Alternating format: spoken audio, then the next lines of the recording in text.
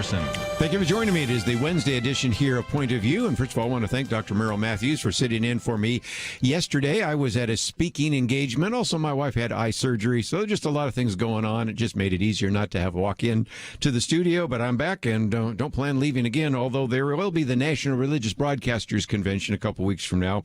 I will be there, and we may actually be able to collect some interviews that we'll use on the program. But we are back, and I certainly do want to encourage you, if you have a comment or a question, give us a call, 1-800-351-1212. Want to get into some of the issues in the news? You will notice a number of articles I've posted, although what happened yesterday caused me to think today that maybe we do need to focus a little bit of time and attention on the fact that there is a piece that came out from ProPublica, which actually has the income taxes of some very wealthy individuals, and there's some comments I want to make about that for just a minute, and then we will get into some of the other articles that we have posted. But also, we have a couple of interviews we'll do somewhere along the line. Later on this hour, we'll have a little bit of a conversation with Dr. Gary Chapman. His book, Life Lessons and Love Languages, just some things that would be helpful to you in terms of figuring out how to navigate your own life and how maybe to understand the different ways in which God might be working through you. Next hour, we're going to spend just a little bit of time with Rob Jenkins. I've talked about his piece before on how to know when a narrative is false. We're talking about media narratives, and I thought that was very well done. And so even though I've done a commentary on it, I thought it'd be good to hear from him. But in addition, we will not only look at some of the issues about income tax, but a very important principle that we want to apply, and that is if we want free speech, we also have to defend the free speech of people whom we disagree with. And FIRE, which is the Foundation for Individual Rights in Education right now, is taking on a case in which they're defending the rights of liberal progressives on the Stanford campus who were doing a satire of conservatives. And certainly, if we say that those, for example, in the Babylon Bee that tend to be more Christian and conservative can satire the left, I think the left should be allowed to satire the right. And of course, that happens almost every day at things like Saturday Night Live and all the late night talk shows. But here, this is where there was censure coming down against some of these liberal progressive groups at Stanford, and they stood up for that, and I think that's a good idea. Then we also have some pieces there as well. Stephen Moore's been on the program with us. Mr. President, fixing roads and bridges does not cost $2 trillion. Matter of fact, I think he's got a very good idea, and I want you to read that piece on how we could actually not spend any more money and fix all the roads and bridges. Ooh, that's kind of interesting. There's so much money that's actually just floating around from some of the previous spending, the $1.9 trillion benefits and a number of other things, that he's figured out a way that you could actually do this without spending another penny. And given the fact that we are printing money faster than you can imagine, that might be a really good idea. Also, a piece by Dennis Prager, which we'll get to maybe the next hour. Best thing Americans can do, and a couple other points I want to bring up as well. But let's go to this piece that came out, and if you are the kind of person who likes to read some of these more left-of-center websites, this one, The Secret IRS Files, a trove of never-before-seen records reveal how the wealthiest avoid income tax. And the point they're making is that in 2007, Jeff Bezos, then a multi-billionaire, and now the world's richest man, did not pay a penny in federal income tax in 2007. He was able to make that happen again in 2011. In 2018, you have Tesla founder Elon Musk, the second richest person in the world, also paid no federal income tax. Michael Bloomberg managed to do the same thing in recent years. George Soros paid no income tax 3 years in a row, and they go on and on. And so they talk about Warren Buffett, they talk about Bill Gates, they talk about Rupert Murdoch, Mark Zuckerberg, and the rest, and then put together kind of this true tax rate. And there are a couple of implications for this. The first is very simple, and that is the piece by Charles Cook. We can't trust the IRS. I love that. Somebody said, what did you make of the ProPublica story on the intimate tax information of America's richest men? Personally, I concluded that I can't trust the IRS.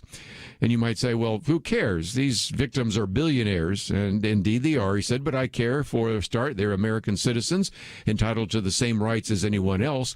But he also says, if you were in their shoes, you'd probably care a lot more than they do. A government that is reckless or sinister with the information of men who are lawyered to the eyeballs is unlikely to worry too much about being reckless or sinister with what? Your information. Well said, Charles Cook.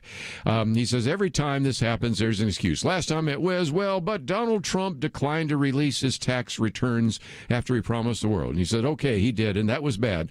It didn't justify breaking the law, though. This time the excuse is, well, the current tax system is unfair. Okay, that's certainly a viewpoint. He says, again, though, it doesn't justify breaking the law.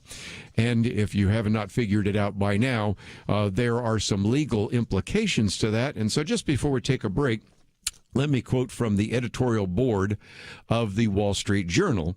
And they start out their piece by saying, well, that didn't take long. Less than a half a year into the Biden presidency, the Internal Revenue Service is already at the center of an abuse of power scandal. The news broke that this website, whose journalism promotes progressive causes, published information about what it said are the 15 years of tax returns for Jeff Bezos, Warren Buffett, and other rich Americans. Leaking such information is a crime since under federal law, tax returns are confidential. He said, also, let us fill in the blank. The story arrives amid the Biden administration's effort to pass the largest tax increase as a share of the economy since 1968. The main Democratic argument for tax hike is that the rich should pay their fair share. And right on time, Senator Ron Wyden from Oregon, the Senate's chief tax writer, opened the Finance Committee hearing yesterday, that would be Tuesday, by mentioning the data dump from ProPublica. He said, what this data reveals is this country's wealthiest who profited immensely during the pandemic have not been paying their fair share. I'll have a proposal to change that. And they said, yeah, you bet you will. And of course, this is not a real surprise. Warren Buffett has said before that he pays a relatively low income tax rate. Yes, he does. And of course, they then calculate what they think should be the true tax rate. But the bottom line has to do with this. They aren't finding some loophole. They are finding things in the tax code that have had bipartisan majorities. Democrats and Republicans have gone along with a lot of this, and they, in many cases, have allowed wealthy to use that.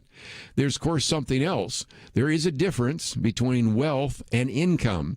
A lot of the wealth for the individuals we're talking about comes from the appreciation of their stock, but if they haven't sold it, then it's only numbers on paper. And, of course, what we see now is a push by the Democratic Party, led in large part by Elizabeth Warren and Bernie Sanders, to call for a new tax on wealth, not just a tax on income. We'll see how far it gets, but I think the bigger issue is if they can pull out the tax returns of some of the wealthiest individuals on this planet who have all sorts of legal protections, what chance do you have as just an average citizen? I think Charles Cook got it right. We've got a lot more to cover, and we will do that right after these important messages.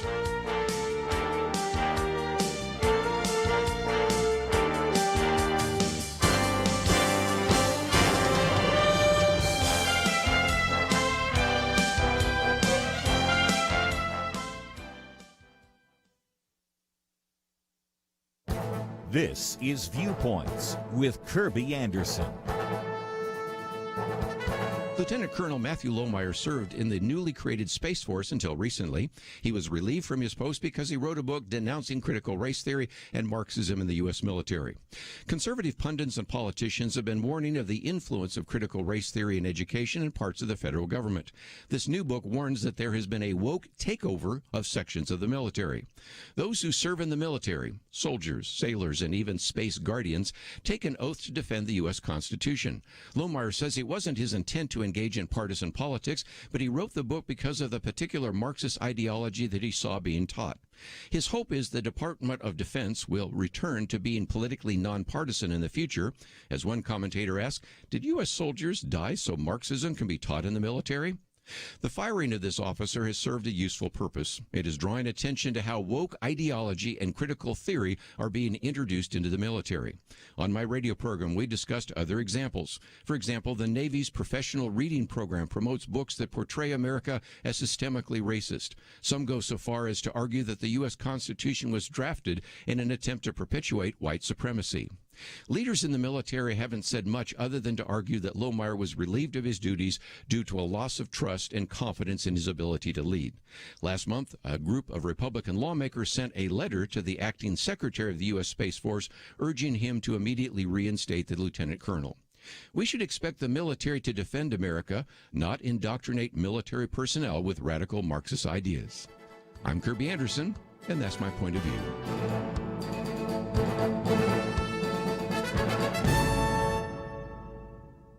Go deeper on topics like you hear on Viewpoints by visiting pointofview.net. Pointofview.net.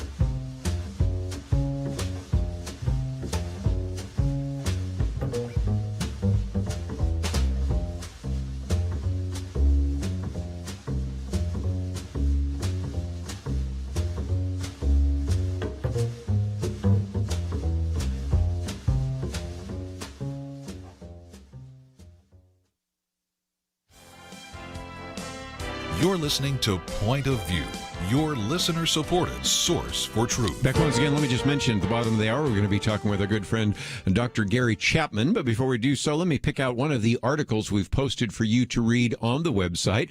I do this every day so that as you hear me give you some facts and figures, maybe you would like to use those, post it on a Twitter feed or put it on your Facebook page or maybe send it to your member of Congress or something like that. It just would be very helpful. And of course, you oftentimes hear me give you some of these facts and figures and you think to yourself, okay, smart guy, where'd that come from?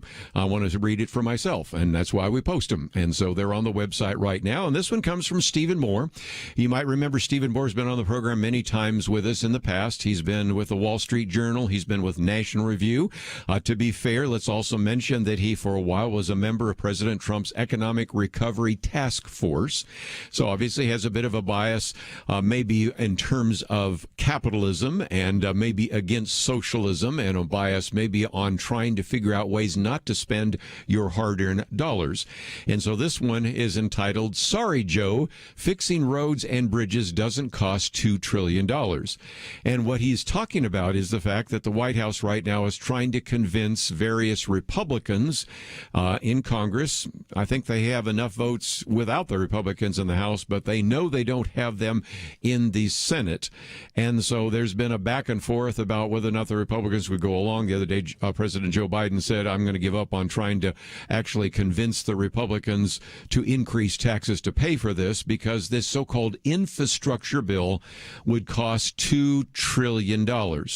Again, recognize the national debt from George Washington all the way to Ronald Reagan was $1 trillion. And it used to be that we didn't even have a budget of $1 trillion. This last year, we spent $6 trillion. This is another $2 trillion on top of that. Okay, so he points out that it turns out, according to Stephen Moore, that to fix our roads and bridges or modernize our water and sewer systems and to upgrade ports and airports don't require even $1 of new spending. And you say, okay, how does that work out? Well, let's give credit where credit is due.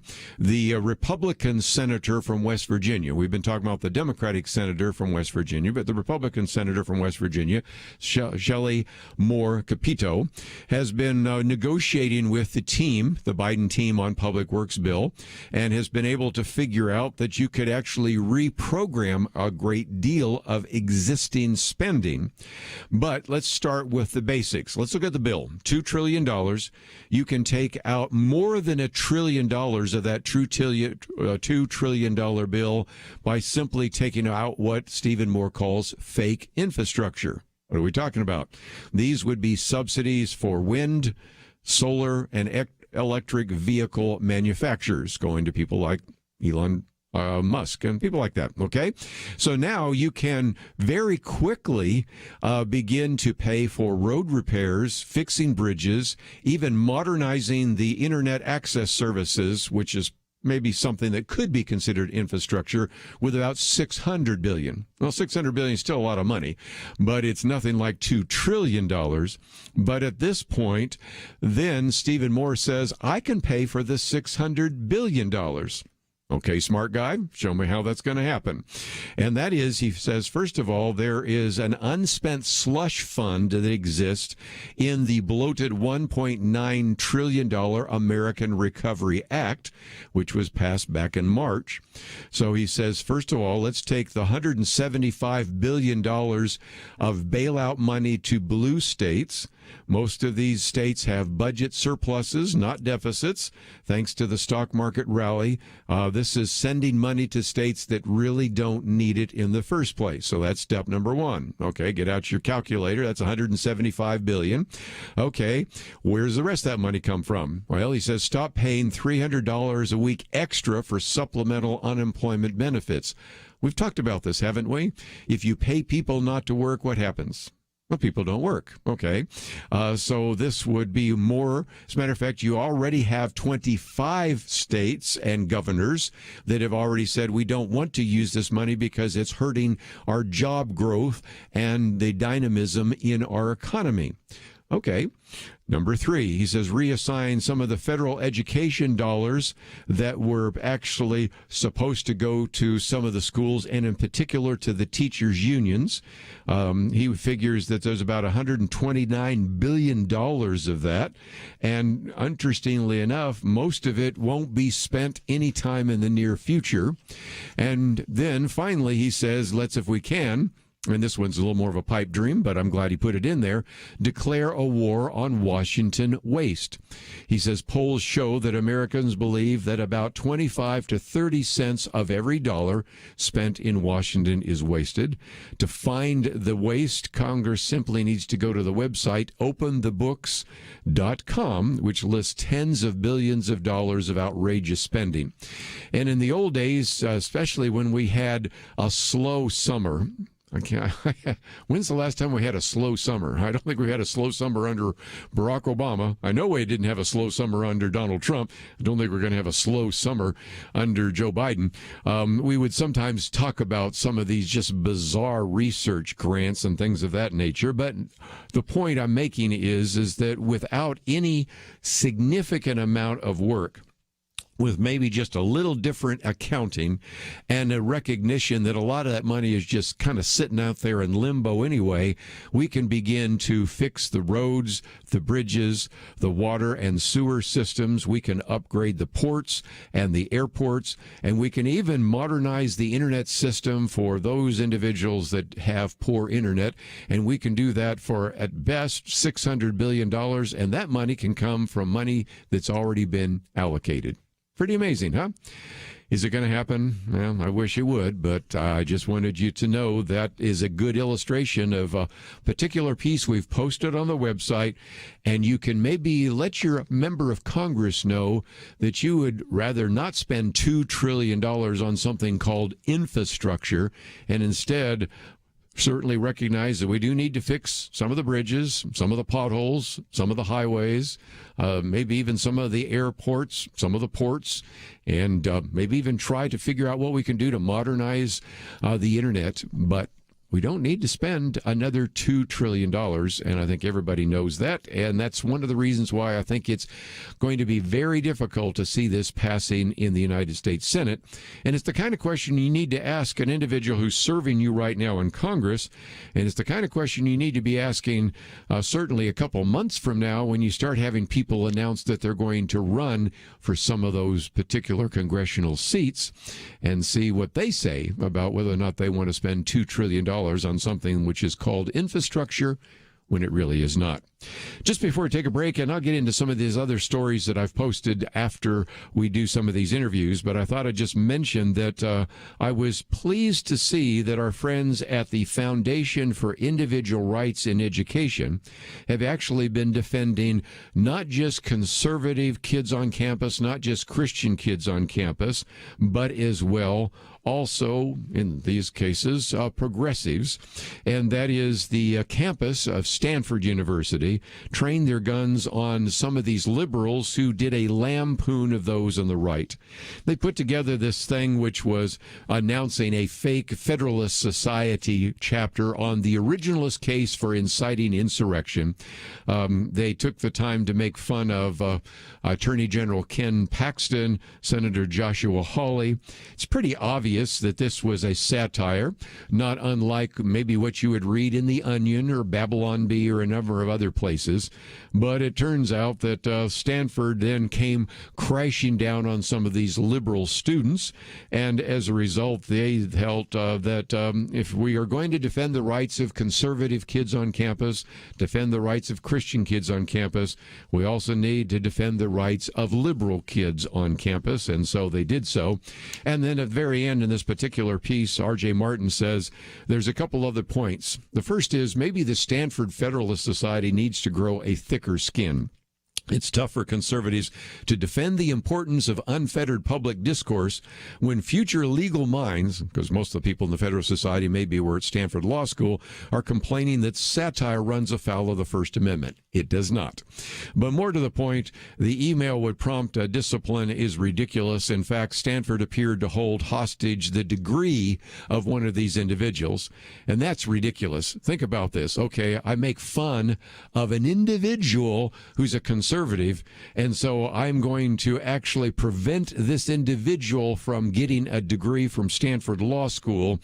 Do you know how much it costs to get a degree from Stanford Law School? $200,000 or more. That's how expensive it is. And then to actually say, we're going to withhold your degree after you spent, I'm sure he didn't spend that much, had to borrow that much to get a Stanford law degree. So 3 cheers for those who say we defend the rights of liberals, we defend the rights of conservatives, and defend the rights of atheists, defend the rights of Christians. We'll take a break, come back with more right after this. We live in a digital generation. Point of View is reaching this often overly plugged-in generation with truth. You can keep up with us 24 hours a day using your phone, your tablet, your laptop, or your desktop. Search for the Point of View radio talk show on Facebook, where you can keep up with today's issues, learn about current and upcoming guests by liking us on Facebook. Also, follow us on Twitter. Our handle is @Point of View RTS. That stands for Point of View Radio Talk Show. Learn, interact, make a difference with Point of View using new media. And here's one way you can make a big difference. Help us increase our reach by spreading the word among your friends. Share a Facebook post. Tag us in a tweet. With enough joining us to plant seeds, we'll see a tremendous harvest. Come on, it only takes a minute. Search for Point of View Radio Talk Show on Facebook, @Point of View RTS on Twitter, and subscribe to the Point of View Radio Talk Show channel on YouTube. Learn, interact, share. The Point of View Radio Talk Show. Point of View will continue after this.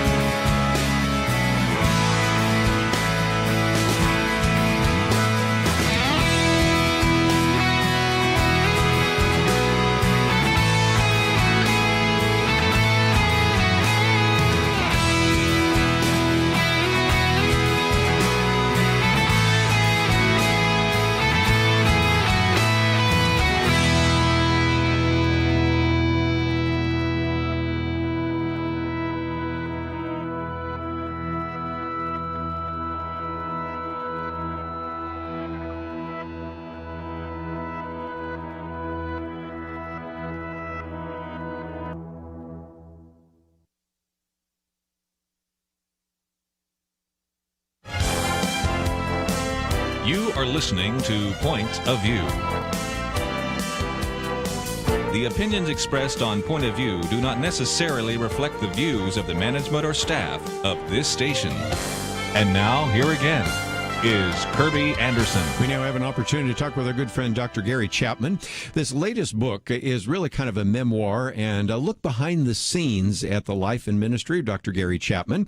Life Lessons and Love Languages, What I've Learned on My Unexpected Journey. It is published by our good friends at Moody Publishers, which have published so many of his books, including, of course, The 5 Love Languages, New York Times bestseller, and so many other books related to that. He's been on the program with us many times before, a well-known marriage counselor, director of marriage seminars. Also, perhaps many of you are listening on a radio station that hear his syndicated radio programs, and it is just always a delight, Dr. Gary Chapman, to bring you back to the microphone.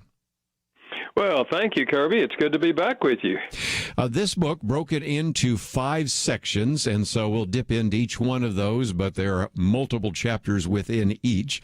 But I thought it'd be fun, since, of course, you live in North Carolina, to take you back to your beginnings in a really small town in North Carolina. And in some respects, it fits to the subtitle, An Unexpected Journey.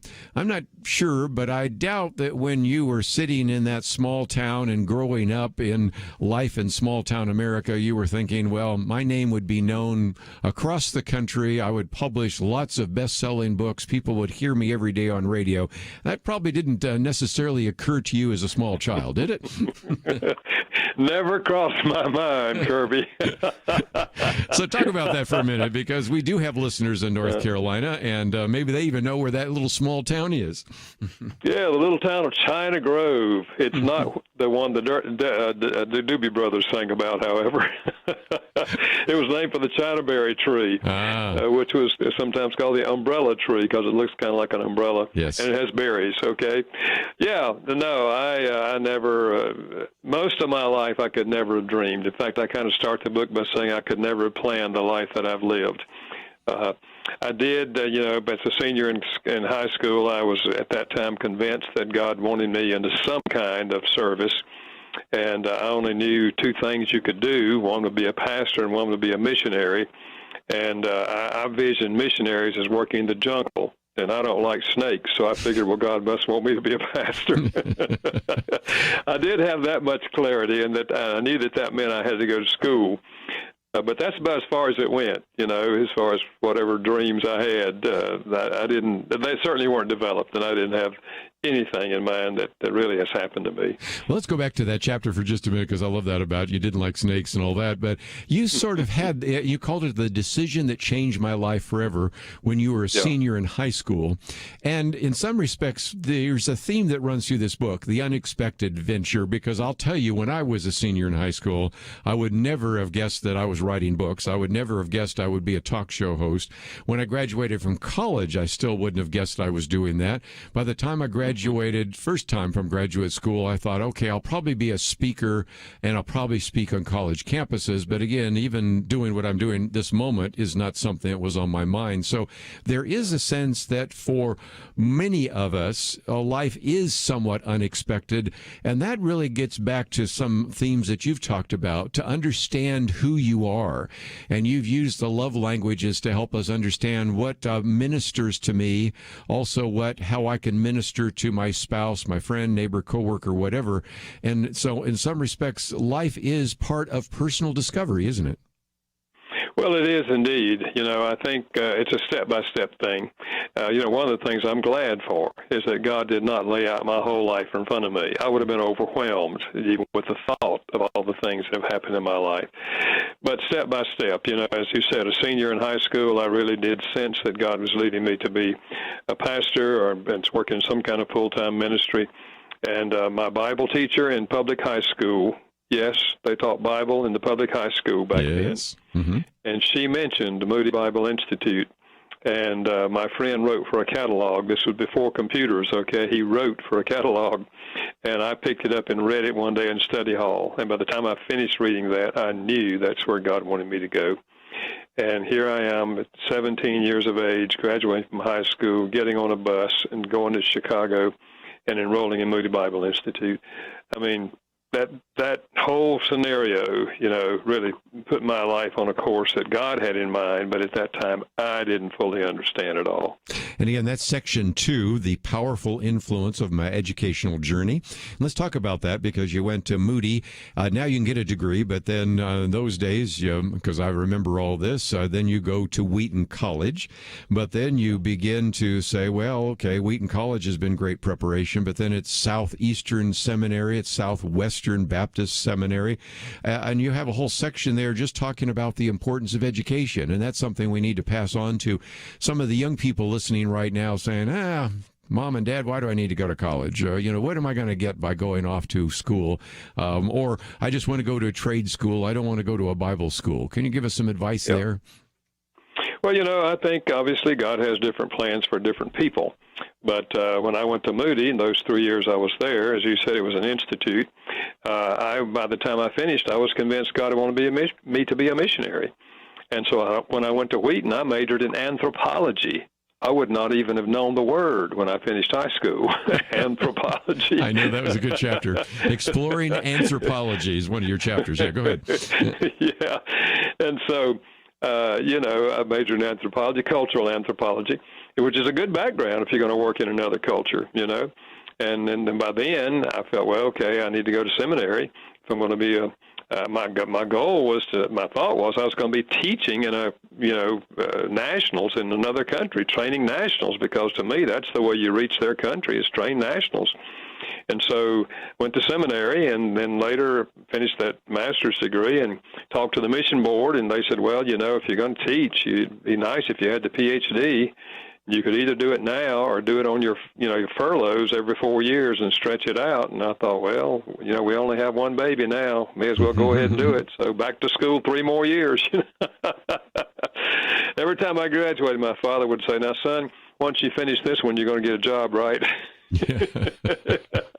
I said, well, Dad, there's one more step. So anyway, yeah, I learned. And, the other thing I learned about education is that while you're in your educational journey, you're going to learn as much outside the classroom as you learn in the classroom. Yes. If you just keep your eyes open. Yeah. Well, again, so many great points. I'm just keep the train moving because we're only got about a half an hour. But the other section I wanted to talk about before the break is lessons learned from marriage. And certainly the journey of your marriage to Carolyn, but then cancer. And I thought it was powerful that you shared that as well when cancer came. So in some respects, of course, learning about marriage, this is where you began kind of the discovery of recognizing her love language, although you didn't have the words for that right at the time. Her love language is different than mine, and trying to figure that out, but also dealing with this challenge of uterine cancer. Can you share that with our listeners? Yeah, sure. When we got married, I had the idea that if you're a Christian and you're walking with God, you're going to have a happy marriage. And I was a Christian, and I was walking with God, and so was she, and we had an unhappy marriage. The first several months and 2 or 3 years in our marriage, we really, really struggled. And so, it was during that time that I finally said to God, I don't know what else to do. I've done everything I know to do. It's not getting any better. And as soon as I said that, there came to my image of an image of Jesus on his knees washing the feet of his disciples. And I heard God say, that's the problem in your marriage. You don't have that attitude towards your wife. You don't have the attitude of Jesus serving those, who's leading. And I just asked God to forgive me and change my attitude, and he did. And I just started asking her, honey, what can I do to help you? And how can I make your life easier? And how can I be a better husband? And she answered those things, and I started doing them. I didn't know about love languages, as you said, but looking back on it, she was telling me how to love her. Mm-hmm. And so, then our marriage turned around, and she started asking me those questions. And so we're both serving each other. That's what God intended. But, the cancer thing, of course, came much later in our marriage relationship. And right. I'll never forget the day, it was in the morning. I got up in the morning, and she said, honey, sit down, I need to tell you something. And I sat down, and she said, the doctor called yesterday, and I have uterine cancer. And we're going to do surgery next week, and then there'll be chemo. And she said, I didn't tell you yesterday because I didn't want to interrupt your sleep last night. And I thought, girl, concerned about my sleep, you got cancer. I mean, that's just her heart, And I said, okay, Carolyn, I said, I'm going to cancel all my speaking engagements for the next year. Because I've been around. I've walked with many people through cancer. I know what that looks like. And it's not an easy journey. And I said, I'm just going to cancel everything, and I'm going to be here with you. So and she good. said, now, you listen to me, she said. Mm-hmm. You're not going to cancel anything. God knew this was coming. God put those things on your calendar. You're going to do what God's got on your calendar. You'll be here when I need you. If you happen to be away, I've got friends who'll be here in 5 minutes. And I knew that was true. So, that's what we did. It was a long, hard year, but that's the heart of my wife. We'll take a break and continue our conversation about this new book, Life Lessons and Love Languages. We'll be right back.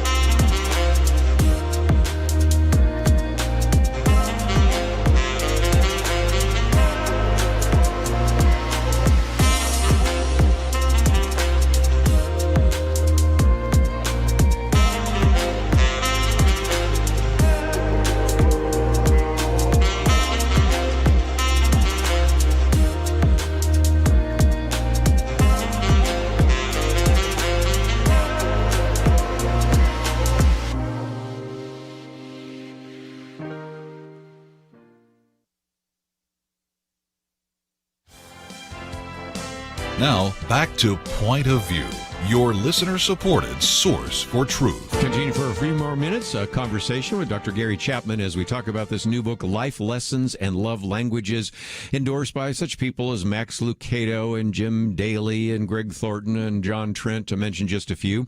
Also have a link to 5lovelanguages.com. It's the number 5 and the lovelanguage.com, but of course we have that there, so you can find it very easily on our website, pointofview.net. 5 sections to this book. we've already looked at some of the early influences from home, powerful influence in my educational journey, and lessons learned from marriage. And that has taken us through about 88 pages. And that's why, again, I wanted you to get the book, because each one of these chapters is full of great stories and information. By the way, for those of you that might be wanting to use this in a teaching format or learn from it, at the end of each section, we have Gary Chapman putting 6 points, things that I've learned from my marriage, or 6 points that I've learned from, as we'll talk about now, my children, or from my educational experience, whatever it might be. And so that could be used even in a teaching format. But if nothing else, Dr. Gary Chapman, let's get to the last 2 sections before we talk about some of the material available at your website. And that is how my children influenced me. Because as you have pointed out to us before, we oftentimes think of using the issue of love language in our marriages, but it's also very key to understand your children. And early on, I think you learned the lesson that no 2 children are alike, didn't you? Absolutely. Our daughter was very, very focused from the time she was 8 years old. She said, "I'm going to be a medical doctor." She never changed it. She took 3 years of chemistry, 3 years of Latin in high school, and just went straight, My son never focused. He was all over the map. And he said about his sister, he said, Shelley's so focused, she's going to miss out on a bunch of life, He went to college, and it took him 6 years to finish undergrad, and he did 3 majors, world religions, philosophy, and English. And he's just a great guy. They both are passionate about Jesus, which is the most important thing, of course. But, one of the things I learned from my children is that my model is far more important than my words. And also that, sometimes being a parent, it reveals our own flaws. And I remember probably one of the most graphic things was the whole thing of anger. And when my son and I, he was probably 14 or 15, we got in an argument one night, just yelling and screaming at each other, awful stuff. And, he just walked out of the room and slammed the door and went outside. And when he did, I just woke up and I said, "Oh, God, I thought I was further along than this, yelling at the son I love." And I just got on my knees and poured my heart out to God. I'm so thankful God's willing to forgive. But anyway, when he walked back in, I asked him if we could talk. And I said, "Derek, I just want to apologize to you." And I just poured out my heart. I said, no father should ever talk that way to a son. And then when I finished my apology, he said, "Dad, that was not your fault." He said, "Walking up the street, I asked God to forgive me because I knew I shouldn't talk to you that way." What a great story. And he said, so we just hugged and cried, and learned to forgive each other. And then I said, "Derek, why don't we try to learn how to talk our way through anger rather than yell our way through anger?" It was a huge turning point and a huge lesson for both of us. So, I learned a lot from my children. Sometimes we think, we influence our children, and we do, to be true, but our children also influence us if we're open to learn. One of the chapters I think some people will enjoy, too, is grandparenting is fun, and I think everybody knows that. But in order to finish the 5 sections, let's go to section 5, the challenges and joys of my vocational journey. And right off the bat, you remind us of a disappointment because, as you explained, you were headed to the mission field, and, of course, you're going to go to Nigeria.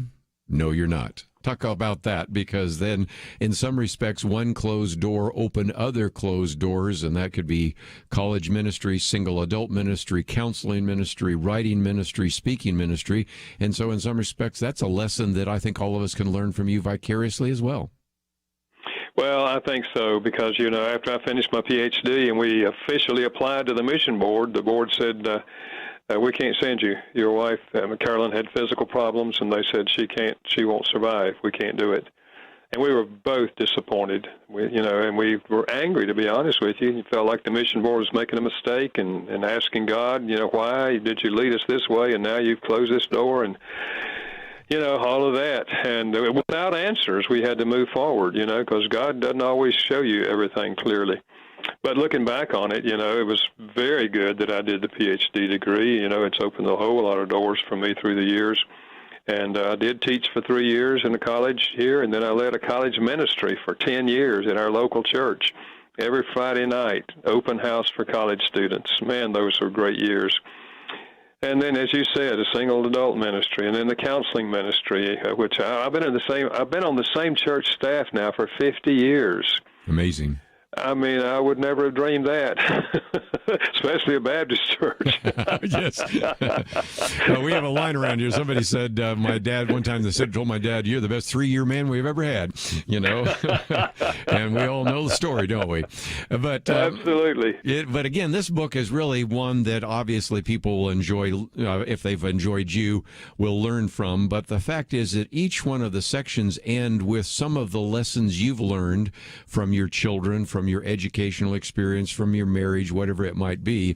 And so it's put together in a way that could be insightful for even teaching or preaching and those kinds of things. So I know that you made this as one of your love language resources, but let's point people, just before we run out of time, to 5lovelanguages.com, because some of our listeners might say, yeah, I'd remember that 5 love languages, but I don't know how to get into that, or I'm not familiar with the book, or I might like to see some videos, or I'm a pastor and we'd like to use that in our church. What will they find when they land on the website?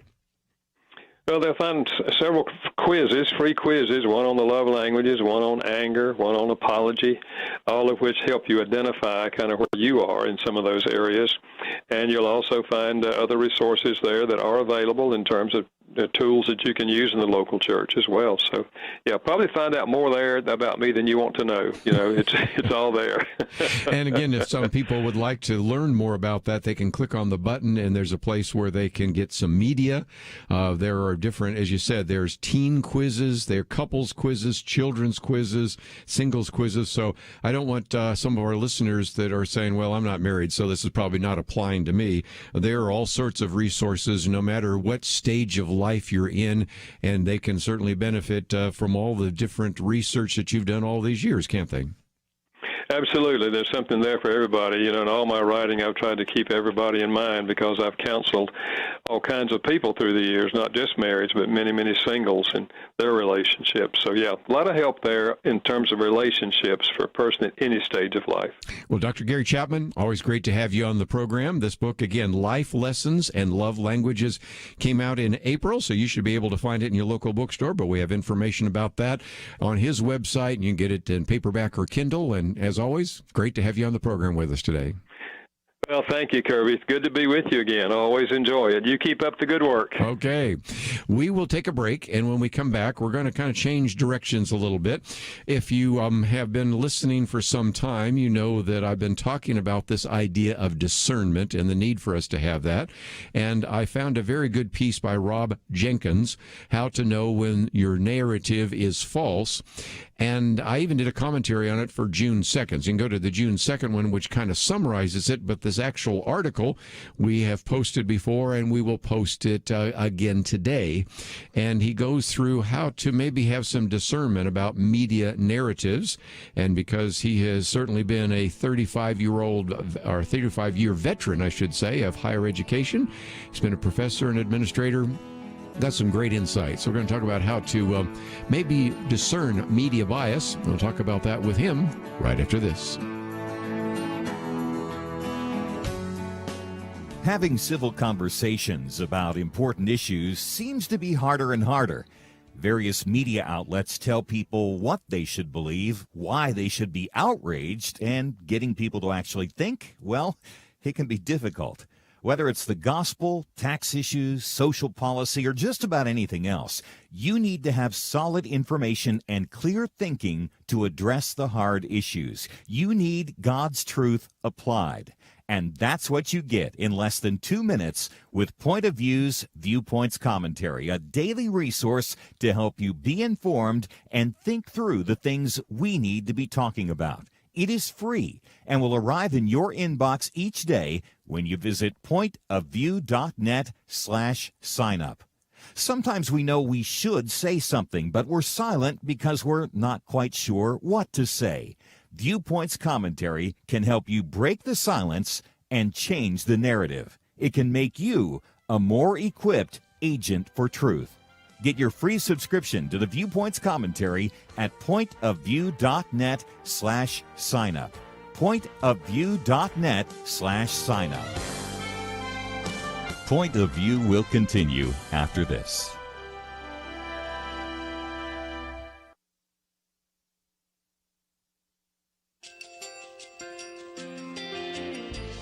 I just want to thank you so much for all the wonderful programming you have. You're just absolutely fantastic. I recently started listening to Point of View, and I really found it interesting because of the different subjects you cover. Thank you for that. I really appreciate everything that you do in keeping us informed. Thank you, Kerby, for everything that you have been doing. I appreciate all the work that you're doing, advocating for the Word of God. Thank you so much.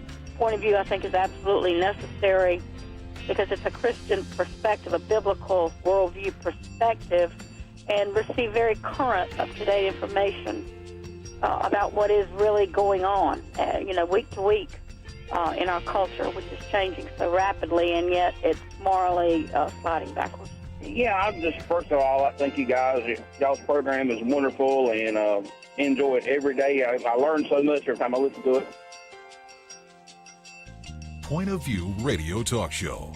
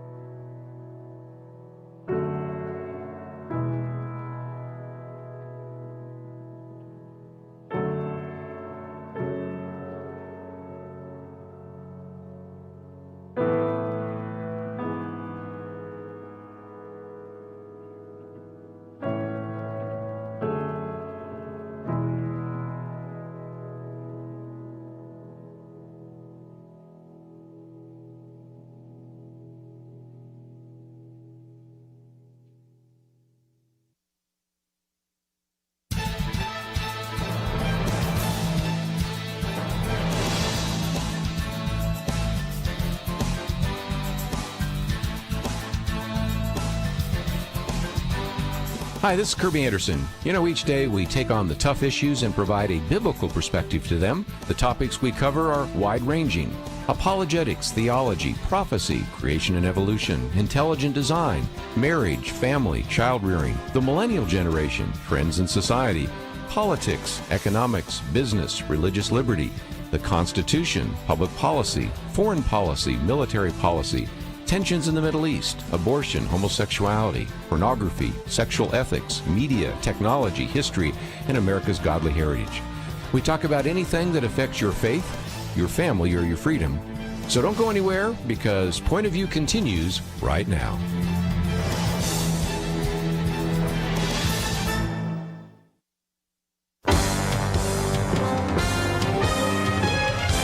Across America, live. This is Point of View.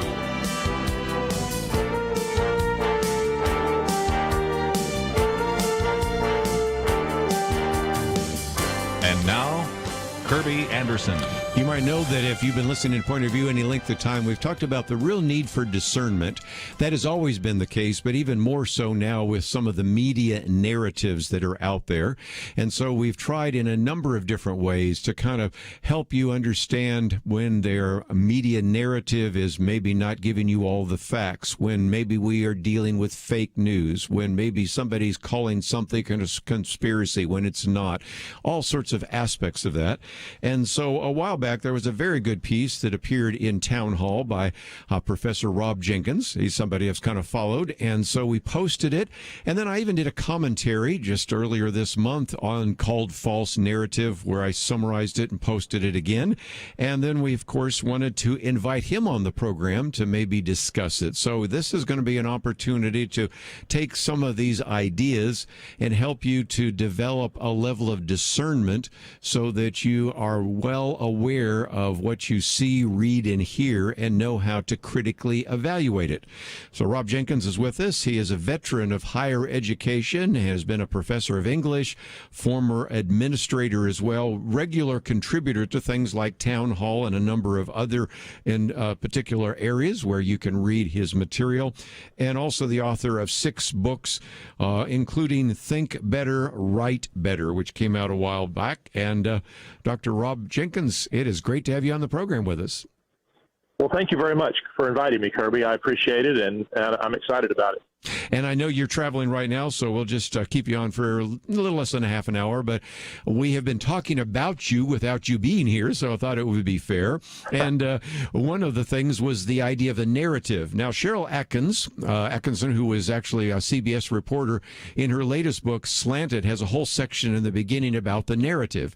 And see if you and I agree, but I say a narrative is sort of this kind of mental construct, or maybe even worldview, which in some respects works in the heads of an editor or even a reporter. And so facts that support the narrative get published, get printed, get mentioned. Facts that contradict the narrative get ignored. And some examples that we can use is for almost a year, the narrative has been that this virus did not come from the Wuhan Institute of Virology. So any fact that would contradict that idea just hardly even got covered. Matter of fact, it was seen as a conspiracy theory and wasn't even given a platform to be able to communicate that. To look a little further back, we've always heard that climate science and climate emergencies and climate disasters and whatever phrase you want to use are settled science. Then you have Dr. Stephen Koonin, who actually was in the Biden administration. Well, actually, first he was in the Obama administration in the Department of Energy saying, wait a minute, that's not true, and wrote a book called Unsettled. So in some respects, the narrative is really powerful because it determines what gets printed, what gets mentioned, and most importantly, what gets eliminated. Is that a fair analysis of the narrative? Yeah, that's very fair. I think you're exactly right. And one of the other aspects of the narrative, and one of the things that really distinguishes a narrative from an honest attempt to just report the news, report facts, is that the narrative always has an agenda. You're exactly right. They have this narrative, and they're going to stick to it right up to the point where they don't anymore, right? Mm-hmm. But up to that point, they're going to stick to it, and anything that fits the narrative, they're going to print or they're going to talk about, and anything that doesn't, they're going to suppress. But the reason is they have an agenda, and it isn't always easy to see what the agenda is. Sometimes the agenda is obvious, sometimes it's less obvious. But those two things are kind of mutually indicative. And what I mean by that is, if the purpose of it is to support an agenda, then it's a narrative. It isn't necessarily truth. And if it's obviously untrue and yet they keep saying it, then there must be some agenda there, even if you're having trouble putting your finger on it. Very good. Well, you give us a number of ways to begin to understand that, what you call giveaways. And I'm encouraging our listeners, if they don't have my commentary, of course, we've posted this one here, maybe number 1 to 4. We'll just pick out the 4.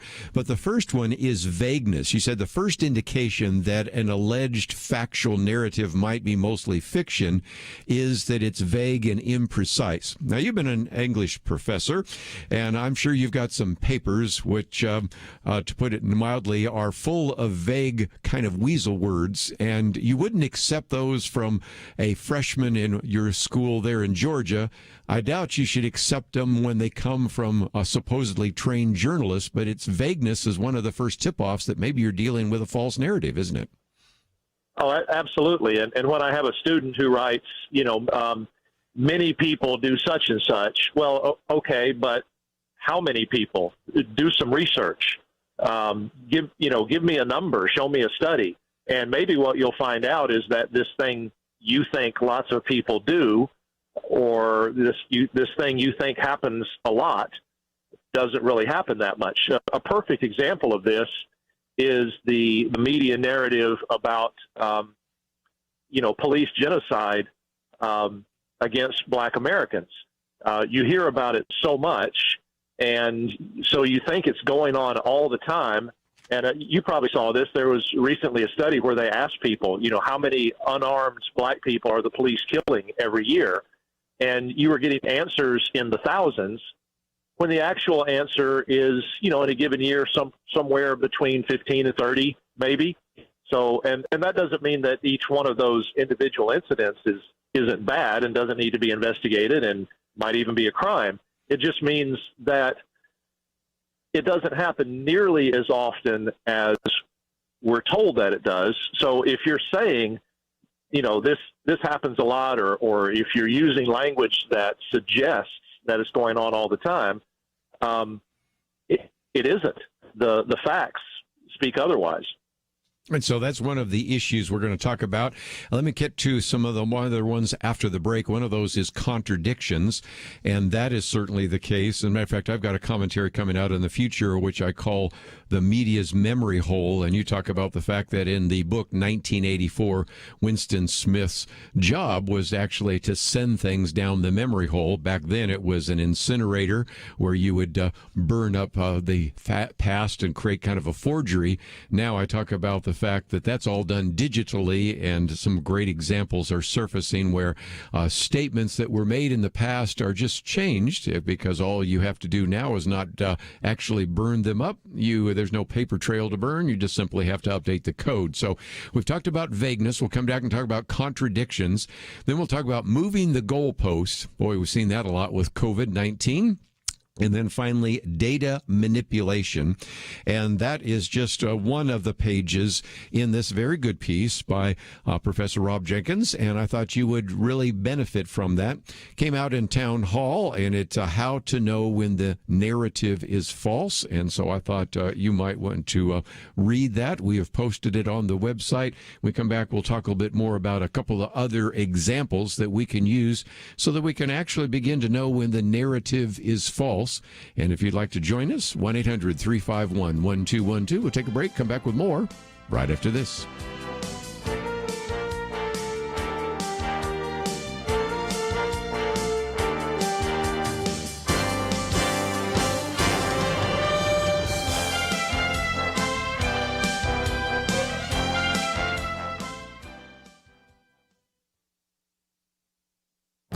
This is Viewpoints with Kerby Anderson.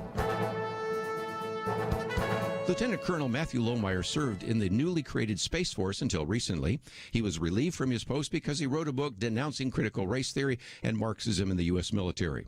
Conservative pundits and politicians have been warning of the influence of critical race theory in education in parts of the federal government.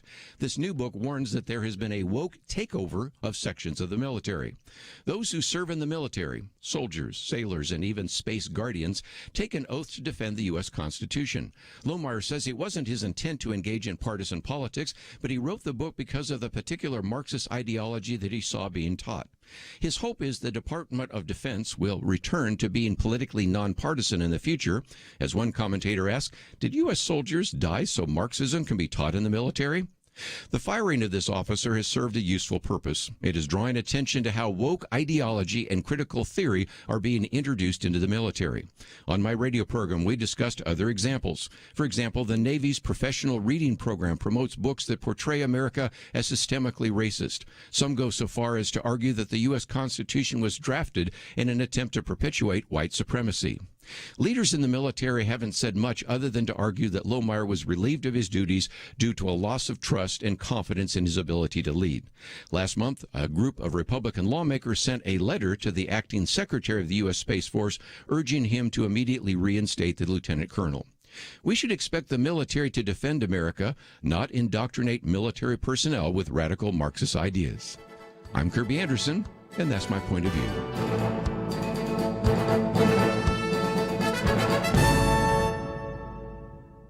Go deeper on topics like you hear on Viewpoints by visiting pointofview.net. Pointofview.net.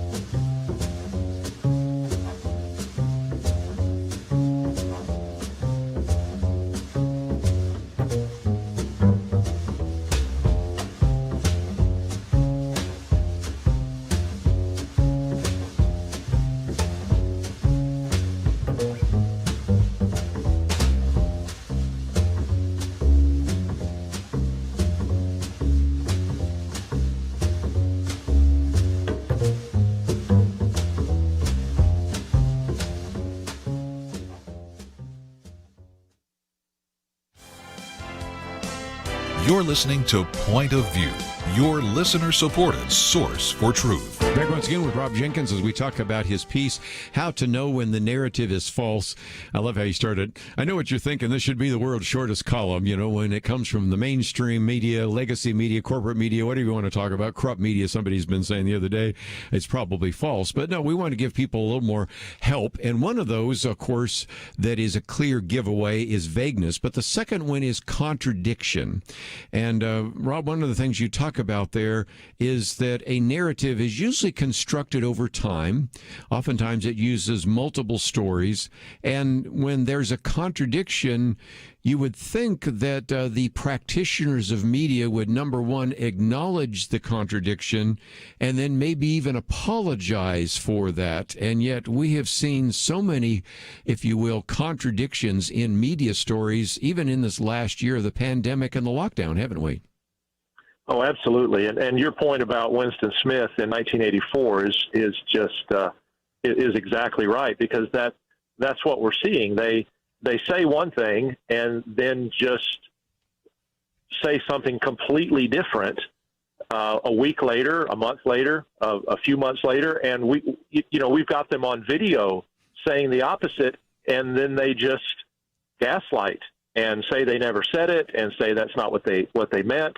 But they're clearly saying the opposite of what they said then. You made the point early on about the coronavirus origination story. Where did it come from? Well, people were saying a year ago, it started in Wuhan, China. There's a lab in Wuhan, China. It makes sense. This thing might have accidentally or otherwise gotten out of that lab. Oh, no. That can't be it. That's racist to suggest that. And now they're saying, you know what? It looks like this thing escaped from a lab, and they're just pretending that they didn't spend a year saying otherwise. And let me go back and also point out, this is back to my kind of media memory hole, because if you look at it, there was a Washington Post headline, and it's from February of a year ago, and it relates to Senator Tom Cotton. And the headline talks about Senator Tom Cotton's conspiracy theory that has already been debunked. But if you go to that same article now, they changed the word from debunked to disputed. Now, they still have the word conspiracy theory, and they may change it. So it isn't just that we have them on tape or that we have the original post in the Washington Post. They go back and change things now in a way that poor Winston Smith in 1984, he had to do a fair amount of work to go back there and try to come up with some kind of false narrative of the past, and now it's just changing code. You don't even have to burn up the paper trail.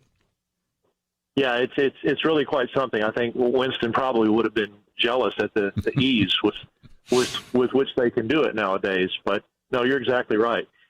And again, I think it's just a good example. That's from the Washington Post, but everybody's doing it. Okay, two more. We talk about vagueness, contradictions, moving the goalpost. That one, I think, is most significant, and we really have seen this during COVID-19, haven't we?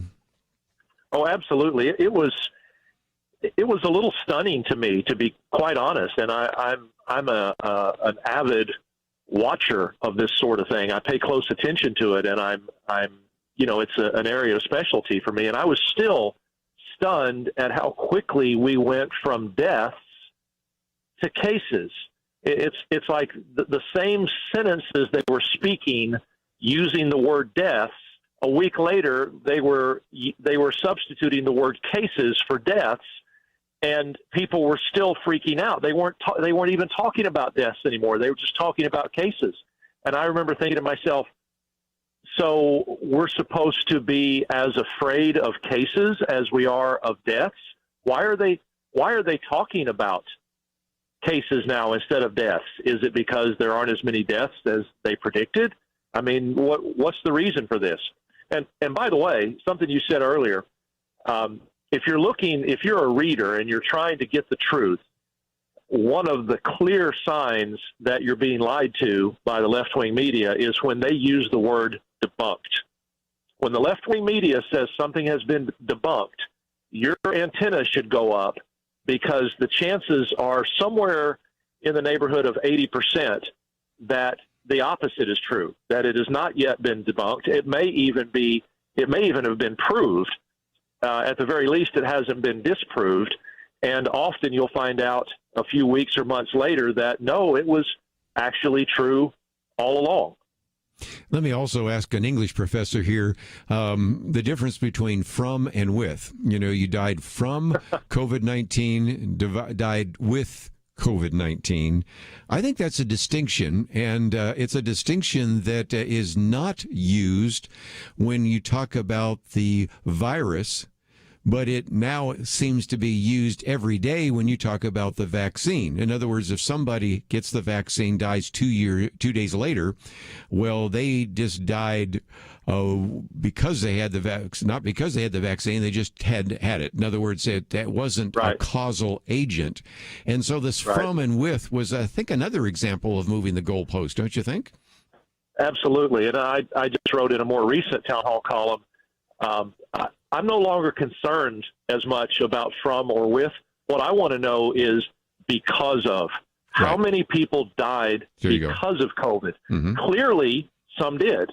Even people who didn't die mainly from COVID might well have lived another 2 or 3 years if it hadn't been for COVID. So we can put them down in that group of people who died because of it. But there's also this huge group, even on the CDC's own website. They're listing people who died in accidents or committed suicide who happened to have COVID. They clearly didn't die because of COVID. So that's the number we need to know to make policy decisions moving forward.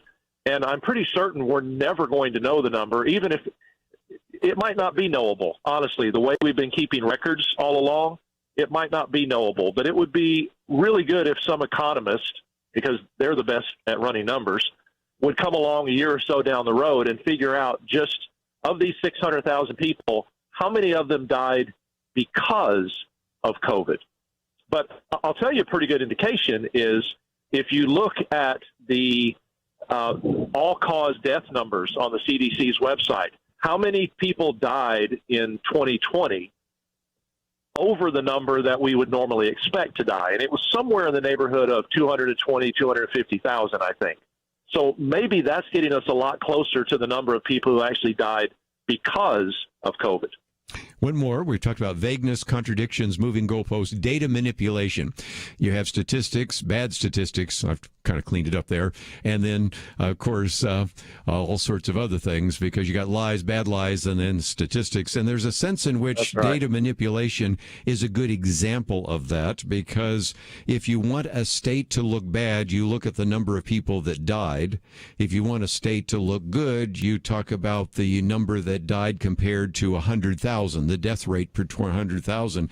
And so you have to pay attention to the way in which some of the numbers and the statistics are reported, don't you? Absolutely. And there are all kinds of ways to manipulate the statistics. You can take a graph, for example. I've seen a very recent example of this, and you can just cut the graph off at the point where, it's headed upward, and right before it starts to go back down, you just cut your graph off. And then the headline is, cases rise or hospitalizations rise.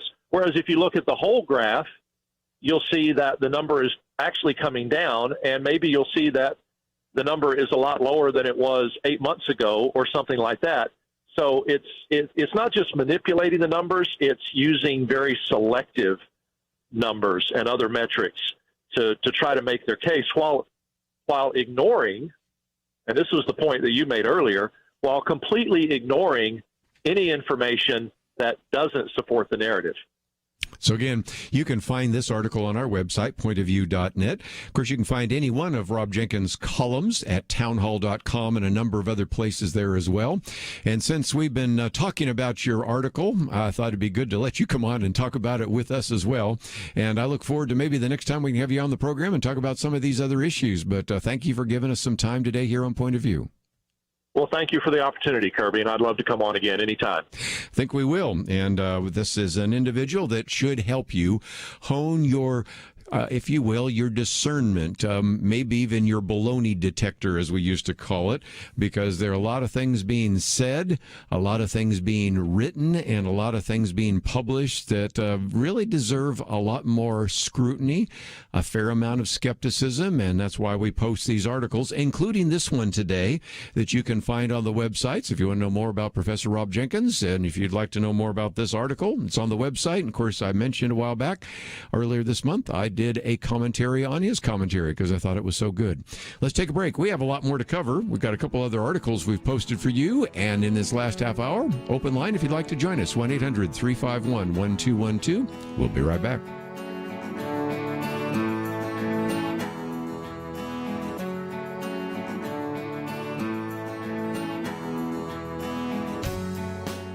We live in a digital generation. Point of View is reaching this often overly plugged-in generation with truth. You can keep up with us 24 hours a day using your phone, your tablet, your laptop, or your desktop. Search for the Point of View radio talk show on Facebook, where you can keep up with today's issues, learn about current and upcoming guests by liking us on Facebook. Also, follow us on Twitter. Our handle is @PointOfViewRTS.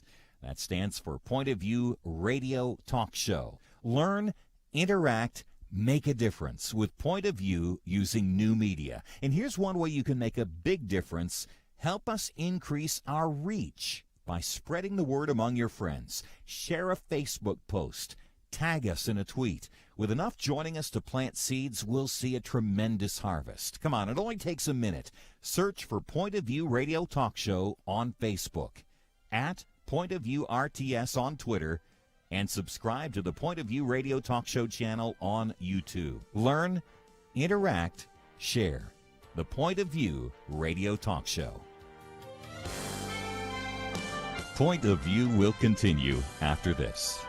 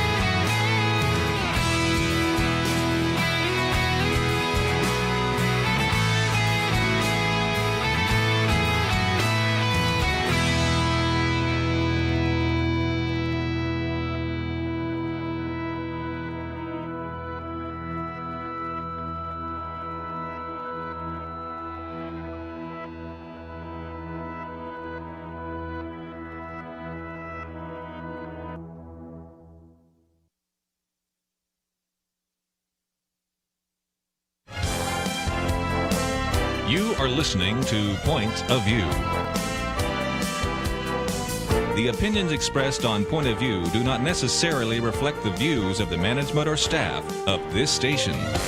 And now, here again is Kerby Anderson. Final half hour, if you'd like to join the conversation, 1-800-351-1212. Commentary today is called Woke Military. And of course, you know how often we like to do things to salute those of you that serve in the military, and also have really spent some time over the years talking with Michael Berry and Kelly Shackelford and a number of others about how those in the military sometimes find themselves dealing with persecution because of their religious commitment, or as we've talked about more recently, some of the things that have been taught in the military that seem inappropriate.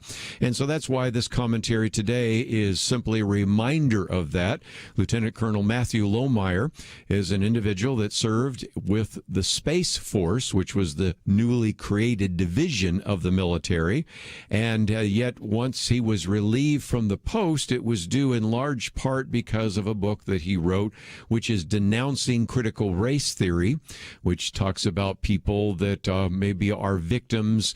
And so you have the oppressors and the oppressed, talk about whiteness and white supremacy and all sorts of other issues. But his book also deals with even kind of Marxism. And it was interesting because we've had some commentators say, did people in the military go and actually die or serve in the military so that the military could promote Marxism? And there have been a lot of people that have been warning about how this idea of critical race theory has made its way into the federal government and sadly even into the military itself. And so I just remind you of a commentary that said, did U.S. soldiers die so Marxism could be taught in the military? And if nothing else, this firing has had at least a few purposes. I'm really sad for him, but first of all, it's drawn attention to some of this woke ideology, the use of critical theory or critical race theory being introduced into the military. An example that I give in the commentary is if you look at the professional reading program, which is provided by those who serve in the Navy, there are some books there that portray America as systemically racist. Of course, that's a comment coming even from the President of the United States right now. Some go so far as to say the U.S. Constitution was drafted in an attempt to perpetuate white supremacy. Some of these ideas are being borrowed from the so-called Project 1619 project and all of the rest. And so, of course, the military isn't really saying why they let him go. They just said due to a loss of trust and confidence in his ability to lead. But because of that, it also has led to some Republican lawmakers that have sent a letter to the acting secretary of the U.S. Space Force urging him to be reinstated, and we'll see where that goes. But that is the commentary for today. And I might just mention as a program note before we get into some other articles that I have some coming out next week, one on June 15th, which we've talked about before, and that is not only are Christians raising questions about critical race theory, but you also have individuals who wouldn't necessarily agree with us theologically or even politically. I use an example of Andrew Sullivan, who wrote a piece called Removing the Bedrock of Liberalism. And he, I think, honestly points out the fact that sometimes even being able to criticize or accurately define critical race theory, he says, is difficult because of the sheer volume of jargon words that are used. And he thinks that might even be intended to sow confusion, and yet points out that as a individual that values liberalism and what was kind of known as the so-called liberal vision of America's founding is actually what's on the chopping block, because he quotes from one of these books, which I think actually, let me remember, it's the Understanding Critical Race Theory. It's kind of just a standard, if you will, textbook, not one written with a lot of anger and fire, just kind of really straightforward. So it's hardly the most controversial of the books related to critical race theory that nevertheless say that they question the very foundations of Enlightenment rationalism, legal equality, and constitutional neutrality. It also points out that, as we've talked about this before with some of our guests, that any claim to truth is simply ignored because truth doesn't exist. That's kind of a postmodern view, that's just a claim to power and the rest. And so, if nothing else, this piece that's coming out next week that reminds us that even people like Andrew Sullivan, an individual who would be considered a liberal by his own definition, still expresses some of the same concerns that we as Christians express. Of course, we're going to have Dr. Erwin Lutzer on in, I think next week he's going to be in studio with us, so he'll be talking about that as well. And then on the 16th, I also point out that whenever you try to point out some of the problems with critical race theory, Tom Gilson, who's been on the program with us, wrote a piece, which I'll show a reference there as well, in which they say, well, you just really don't know what you're talking about. And he gives us a quote from one of the State Board of Education in the state of Texas school board members, who says that critics have no idea what critical race theory is, what it does, who the founders are. They've never read a book, much less a paragraph on it.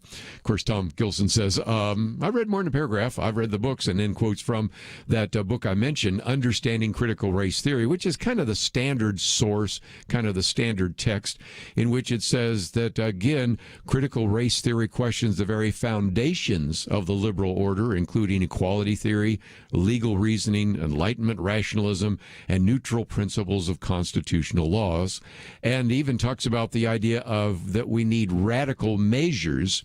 Now, back when that was written, was it 4 years ago, radical measures just might mean just radical policies. They may not have necessarily meant riots and protest and even burning down cities. But of course, we've seen that's sort of been the natural result of some of that. So we'll continue to talk about this issue of critical race theory. One of our future booklets will be on that subject and try to give you some facts and figures to help you as you address these issues in your community. And last Friday, I might just mention that when Lathan Watts was with us, we spent some time at the very end talking about how some individuals at a school district not too far from where we broadcast actually were very successful in addressing that issue, and I think provides a great template for how to make a difference. But just before we take a break and we get into some of the articles I've posted, I thought I might mention something I was going to talk about on Friday, but we never got to it, and that is the threat that we've been hearing for months that the NCAA would actually not allow any athletic contest or any kind of playoff or any kind of college event to exist and be scheduled in any state that actually passed the so-called, what they called anti-transgender bills. Now, what they meant is these are various states that have actually passed legislation saying that a biological boy who now is considered a transgender girl should not be allowed to compete against biological girls. Everybody with me on that? So a transgender girl may call himself, now herself, a girl, but it seems unfair to allow him, now her, to participate against female athletes. And so this has been a threat that was used, and it was a threat back in 2016 used against North Carolina and a number of others. But this particular piece reminds us that now that promise that has existed now for 2 months hasn't really worked out so well, because suddenly tournaments that weren't supposed to be awarded to places like Arkansas, Alabama, Tennessee got news that they actually would be host of some of these NCAA tournaments. And I'll use 2 examples as we go to a break. One in Florida, the latest state to protect girls' sports and also receive a threat from the NCAA, has more than backfired. Instead of frightening leaders away, it motivated conservatives to pass the bill even faster. The governor told one news anchor that he remembers the day the letter from the sports league was issued. I called the Speaker of the House in Florida and said, "Did you hear what they said?" And he replied, "Now we've definitely got to get this done." And of course, that's exactly what they did. Let's take another example. Last week, this is, of course, written a while back, so it's now about 2 weeks ago in Louisiana. Despite the governor's warnings, the legislature passed another bill to save girls' sports by a bipartisan veto-proof majority, 29-6 in the Senate, 78-17 in the House. And then, since I got another minute here, let me just mention real quickly, Oklahoma, one of the few states that actually openly worried about the NCAA threat, realized the league was bluffing, went back to the drawing board and passed a proposal out of its house as well. We'll see where that goes in the future. But the threat from NCAA turns out to not have a whole lot of teeth in it. And when conservatives have been willing to stand up and say, wait a minute, it's just, and not just conservatives, I think even moderates and even many liberals will say, this is just not fair to have somebody who's a biological boy, now a transgender girl, to compete against other girls. That's not fair. And so the so-called anti-transgender bills, which were supposed to be used to prevent these various states from hosting any NCAA tournaments, doesn't seem like that's working so well. So anyway, let's take a break. We've got a couple more issues to get into, and we'll talk about that right after these important messages.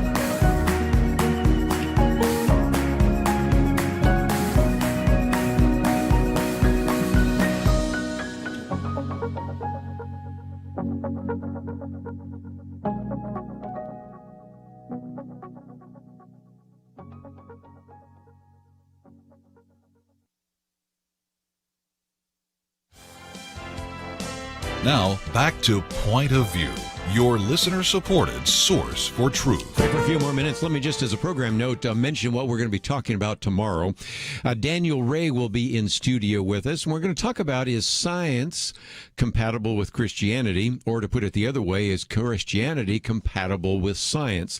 It is something we've talked about with him and a variety of other guests in the past, and you might remember he was the one that really helped us look at some of the really interesting stuff coming from astronomy right now and put together not only a book but also a conference on the subject. So he'll be in studio with us. It'll be kind of fun to have him in studio, since oftentimes it's just the three of us around here doing the program many days because of COVID-19.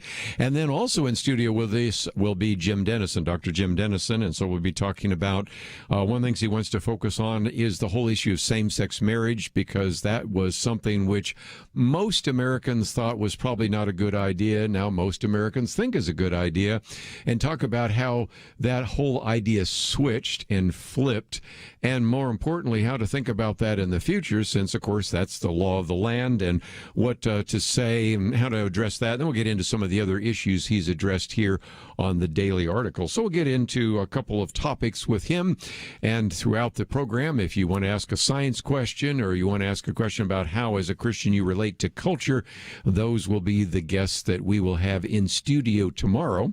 Then on Friday, of course, our weekend edition, Penna Dexter and Dr. Merrill Matthews will join us, and there's certainly a lot to talk about, some of which we've talked about here today.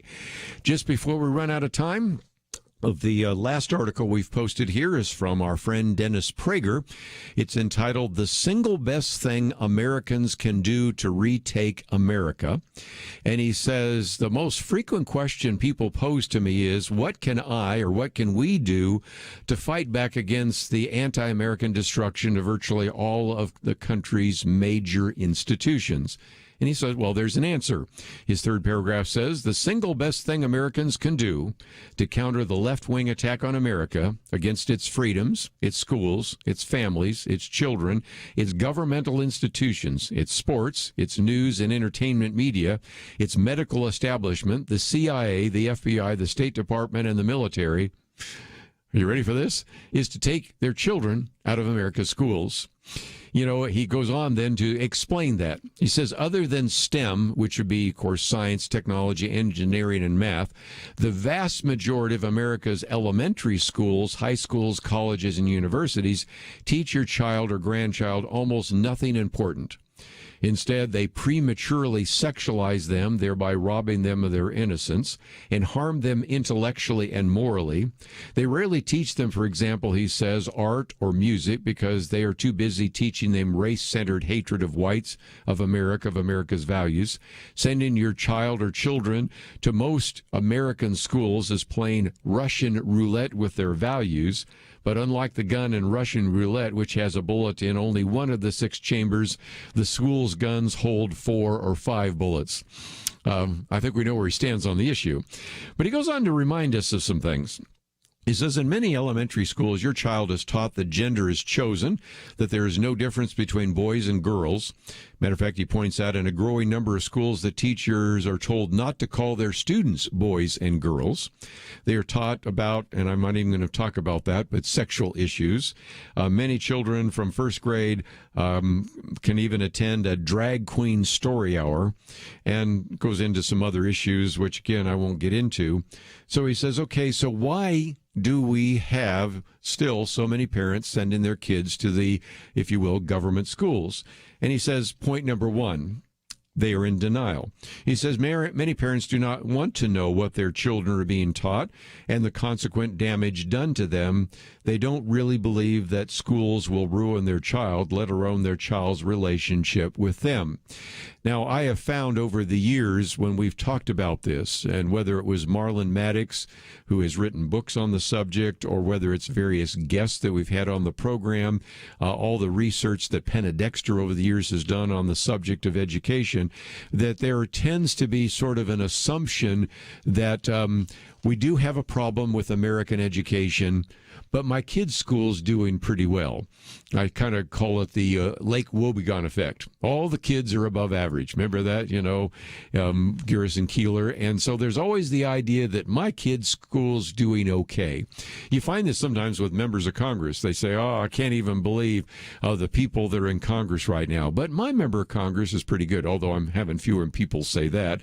So part of it is denial, or part of it is just a belief that I know some of the teachers in my kid's school, so that can't be that bad. And Marlon Maddox, as a matter of fact, in the book that came out years ago, has the opening chapter talking about how even teachers in this particular school were unaware of some of the things being taught in the school itself. So it was a good illustration of you can really be in denial, but if you check it out, you'd be pretty amazed. And as some of these classes have been taught online, some of the teachers have told other teachers, be careful what you say, be careful what you teach, because the parents might be watching the computer along with their kids and be shocked at what we're teaching them. So that's been the first point. The second point he makes is that they really have no choice, or at least they feel they have no choice. They feel that if they remove their child from the local public school or even private school, what are they going to do with the child?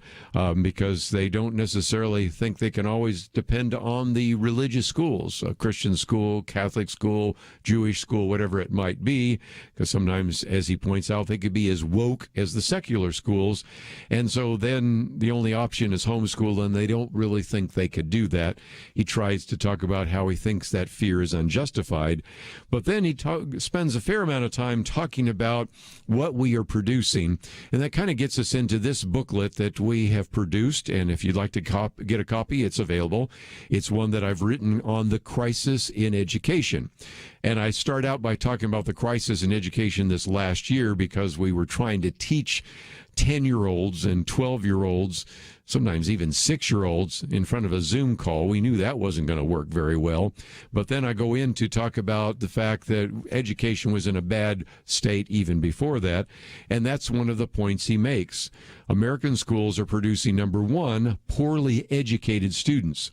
He says, ask your college son or daughter to diagram a sentence, to identify Joseph Stalin, to even know what the Gulag Archipelago or the Soviet Union is, to identify the branches of the American government, and I talk about this in the booklet, or to identify or just spell Beethoven, or to give you the accurate date for the Civil War, or identify the Holocaust, or even identify what's wrong with this sentence. He gave the book to my friend and I instead of my friend and me. And so he says, first of all, we have poorly educated students. Number two, we have angry young people. He says, why wouldn't they? Well, first, they graduate from college with huge debt and not much useful for their money. And then they are told if they're anything other than particular group that they are victims or else they're the oppressors. And so the level of anger and frustration is often off the charts. So anyway, this is a piece by Dennis Prager. Not saying anything we haven't said at Point of View for decades, but I think the problem has gone from bad to worse. And that's kind of my argument here in the booklet in terms of the crisis in education. I give you some of the facts and figures about the level of functional illiteracy, cultural illiteracy, and certainly, of course, spiritual illiteracy.